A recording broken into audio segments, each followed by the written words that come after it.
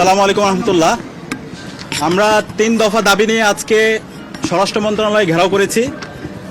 ইতিমধ্যে আমাদের একটি মিটিং হয়েছে। আমরা আমাদের দাবিগুলো আপনাদের সামনে উত্থাপন করছি।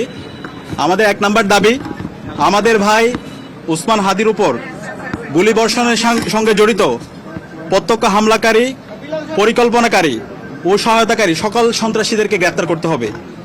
গোয়েন্দা সংস্থা সহ রাষ্ট্রের সকল সংশ্লিষ্ট অর্গানকে দ্রুত জবাবদিহির আওতায় নিয়ে আসতে হবে এবং যাদের গাফলতি প্রমাণিত হবে তাদের বিচারের মুখোমুখি করতে হবে।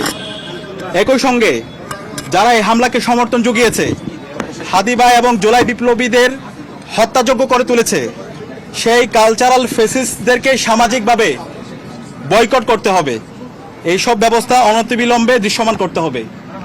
2 নম্বর দাবি, আগামী 48 ঘন্টার মধ্যে নিষিদ্ধ লীগের বিরুদ্ধে এলাকাভিত্তিক চিরুনি অভিযান শুরু করতে হবে।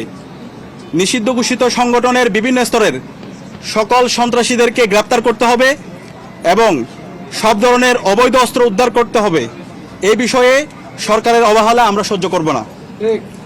3 নম্বর দাবি, ভারতীয় আধিপত্যবাদের বিরুদ্ধে প্রথম ও অপরিহার্য পদক্ষেপ হিসেবে খুনি হাসিনাকে দেশে ফিরিয়ে এনে তার বিরুদ্ধে মানবতা বিরোধী অপরাধে প্রদত্ত রায় কার্যকর করতে হবে। গণহত্যাকারী সন্ত্রাসীদের আশ্রয় দেওয়ার প্রতিবাদে ভারতের সঙ্গে কূটনৈতিক সম্পর্ক পুনর্বিবেচনা করতে হবে। অভিযুক্তদের ফেরত না দেওয়ার পূর্ব পর্যন্ত কূটনৈতিক সম্পর্ক স্বাভাবিক করা যাবে না।